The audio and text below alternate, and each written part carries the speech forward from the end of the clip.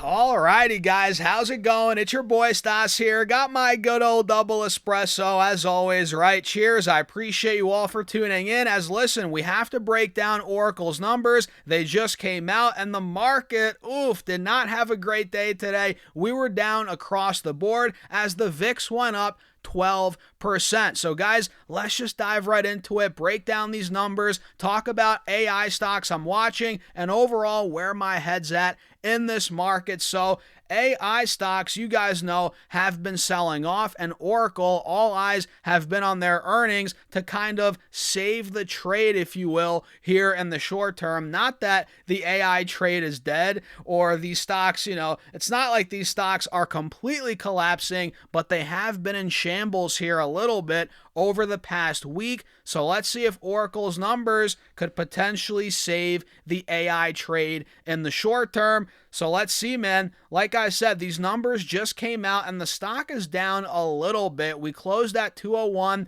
Now we're trading at $196 in the aftermarket, now 197. And by the way, these earnings literally just came out. The earnings call didn't even start yet. And initially the stock went down, it looks like, to 184 after again closing at 201. Now we're back to 198. So let's see what these numbers are looking like here, guys. Earnings per share for Oracle adjusted came in at, for Q4, $2.11. That beat the $1.96 expected on sales of $19.18 billion versus $19.09 billion expected. So double beat out of Oracle there. Very good. And it looks like here they see full year adjusted for 27 adjusted EPS of $8.05 versus $8.01 expected, and they affirm their full year 27 sales guidance of $90 billion versus $88.89 billion expected. So very good guidance. They see $8.05 adjusted EPS. That's above the estimate, and they affirm their sales guidance of $90 billion on top of the double beat. That's very good news, guys. And it looks like here Q1 total revenues expected to grow from 27 to 29% in both constant currency and USD. Let's see what else here. Total cloud revenue for Q1 is expected to grow between 57 and 63%. As let's see, they see Q1 adjusted EPS for the upcoming quarter.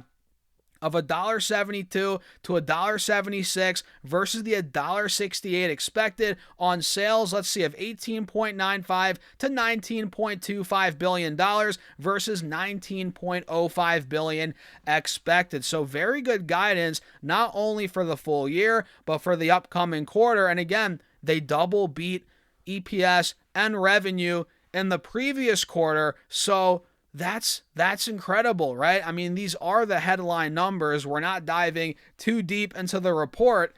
And again, the call didn't even start yet, but we're looking good, guys. We're looking good. And now the stock's actually pushing over 201, 200, 201. We're slowly going green in the aftermarket here. So I think Oracle, guys, based on those numbers, and again, the call didn't even start yet, I think this stock is due for a rebound, right? The chart looks phenomenal. You guys can see here we're clearly putting in higher highs, higher lows, and as of this video, which is subject to change, keep that in mind, but we are maintaining an uptrend. We're making higher highs, higher lows, and this trend line I just drew out is holding. So in my eyes, Oracle, man, looks like a very strong continuation play. And again, remember, the earnings are fresh off the press. The call didn't start yet. But if this starts to break back over 205, 210, 215, we start pushing the 220s. I mean, look,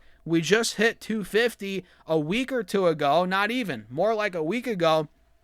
I think this stock could be touching those highs again, and that would be very good news for the overall AI trade. As look, all these companies reported earnings already. So this is like the last AI stock this earnings season that's reporting, and the next one really is Micron, which is coming out in 2 weeks, I believe.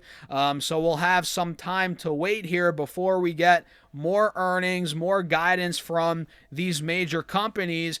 So this could really set us up nicely for the next week or two, especially heading into Micron's earnings, which if those come in hot, yeah, this AI trade will be rocking and rolling again, and that's where I'm putting my money. I bought some Micron recently, I bought some Nvidia, so clearly I don't think the trade's done yet.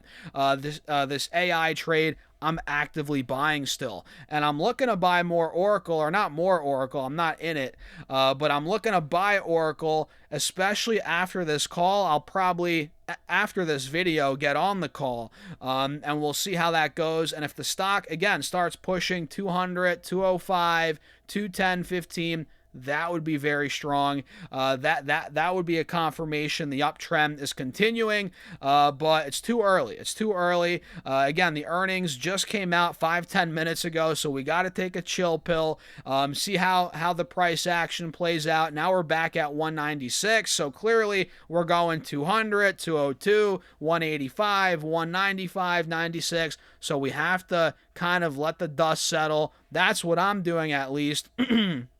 We'll see how this call goes, and we'll reevaluate. But overall, man, guidance, earnings, excuse me, guys, everything looks pretty good. Cheers to that for Oracle.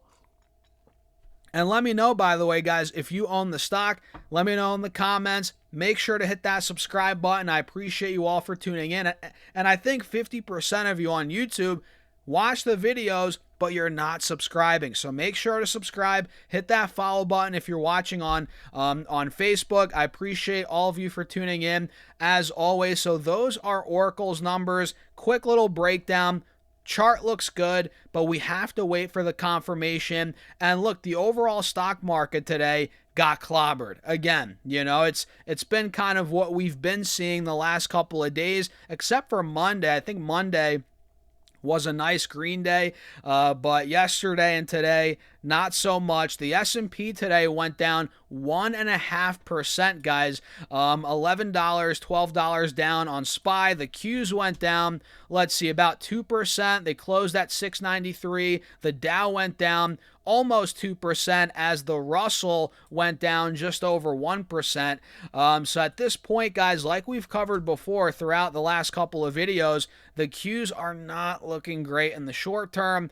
We have a little bit of a head and shoulders here, and with this break and close under $700 a share, essentially we're back in this channel that we were in a couple of weeks ago. We took out that critical 700 support. Now it looks like it wants to maybe go test the lows from yesterday. The Qs hit 686 yesterday, so that easily could be testing at some point moving forward here. So we're now back in this window right here, which we talked about over the last couple of videos. You're seeing it on the Qs. You're seeing it on SPY. Let's pull this back up. SPY broke through 730, closed under it at 725. So this potentially, not guaranteed, but based on these technicals, we could be going a little bit lower in the short term as we're in this channel that we've been talking about. So yeah, not the best in the short term for the stock market, but it's opening up opportunities if you guys have patience, if you guys have time on your side, which if you're investing, you should, right? You shouldn't be investing if you need this money next week or next month or next year even, right? You should have time on your side when you're putting long-term money to work. And of course, if you're trading, that's different, right? I mean, I try and tell you guys what stocks I'm looking at for trades, for investments. So keep that in mind. If you're trading, it is a little different. But if you have a long-term mentality, you need to have a long-term mentality, if that makes any sense, right? Don't put money in stocks that you need. You need the money next week, next year, even in a year or two. You know what I mean? You need to have time on your side, or you need to let the stocks run, if that makes any sense. You can't cut them loose, or you're not going to let the story play out, the thesis play out, which sometimes it takes time. You know what I mean? A lot of the time it takes time. So what do you guys think? Let me know in the comments, and let's quickly go through some other stocks in the AI space. Let's see how they're reacting here in the aftermarket after Oracle's earnings. So a couple ETFs I'm watching, I guess not stocks, but basket of stocks, right? That's what ETFs are. SOXL is a 3x leveraged semiconductor ETF, if you will. It went down 10% today, man, and it looks like it's down a little bit in the aftermarket, so not a great reaction, obviously, from a lot of these stocks in the aftermarket, but it might take a little bit of time, a day or two for Oracle to really react to earnings. We'll see again as the dust settles. I love saying that, the dust settling, I talk about that a lot after earnings. So SOXL went down 10% today, which it's not for the faint of heart, guys. You got to be careful when you're trading these leveraged ETFs. Very, very careful. SMH, which is a regular, I guess, non-leveraged ETF, semi-ETF, this went down 3.4% today, closed at 570. Now we're down another dollar in the aftermarket. So we're down from all-time highs about 11%, putting us right in correction territory on SMH. And I like the way the chart looks. We're uptrending. We're looking great here. And again, if you have time on your side, even if you're a trader, honestly, a lot of these charts look great for the long term and for a shorter term trade, in my opinion, if you believe the overall momentum in the AI trade will continue, which I'm one of those people, DRAM, the memory ETF that we talk about a lot, this looks pretty decent. It had a 4% red day today. The chart is holding. Higher highs are potentially about to be made, but we're definitely making higher lows by the looks of it, right? So DRAM, I like it for a potential play here. Micron, obviously, I like. I'm in the stock. We're down a little bit here in the aftermarket. Micron's trading at 885 after the bell. It closed at 891. We had about a 4 or 5% red day, but I'm looking at these red days as buying opportunities, as I think the stock will be over $1,000. Again, it's only a matter of time.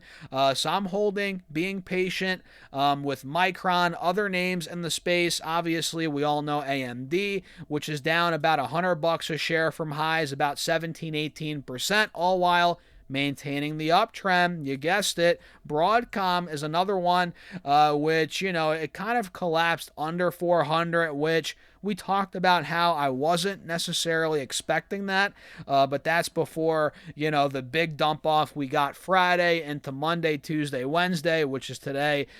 So that, along with the softer guidance they issued, is bringing down Broadcom even more than I thought. Now we're down to 372 after hitting 507 right before earnings. So we're down almost 30% from all-time highs on Broadcom. I think this dip will get bought up, but it is a falling knife right now. Keep that in mind, guys. We're not really seeing much support anywhere, but when in doubt, zoom out. The 3-year chart looks great. The 1-year chart looks great. We're right above the 180 SMA on the 1 year. On the 3-year, we're right above the 50 SMA. So honestly, I think buyers will start coming in here on Broadcom. So a lot of these AI stocks, guys, they still look very good, obviously. Genius, right, Stas? Oh, you're a freaking genius. I mean, anybody could tell you that, right? You just have to be patient and buy when there's fear. When everybody thinks the AI trade's slowing down, which not everybody thinks that, but there is some fear. We are seeing some potential cracks, if you actually think they're cracks, or they're just buying opportunities. Either way, man, if you buy during the fear, a lot of the time it's going to work out for you, especially if we're in a bull market and the overall narrative around the particular trade is still intact, which we are in a bull market, and the narrative around the AI trade is still intact. So for that reason, I'm buying, right? I'm buying. I'm not buying every stock. I don't want a stock of, or a portfolio of 50 AI stocks, but I am buying the ones that I like the most. Nvidia, I'm buying Lam Research, I'm buying Micron, a couple other ones I'm looking to buy too. And that's my plan here, guys. As of right now, I'm buying these stocks, and I think I'm going to make a ton of money on these stocks over the coming months and years, right? That's the plan. So what do you guys think? Let me know in the comments. Make sure to hit the like button, and again, subscribe and join my Patreon if you want to keep up with my actual portfolio updates, my trades, investments. If you want to be a part of my private Discord, all of that's linked down below, pinned in the comments, or go to stocksurfs.com/Patreon. And shout out to everybody, man, that's been joining, whether you're, tier 1, tier 2, even if you're a free member, and you don't get any perks if you're a free member, but even if you're a free member, shout out to you, man. I appreciate all of you for joining, for all the extra support. Cheers. I'll see you all in the next video. Have a great rest of your day.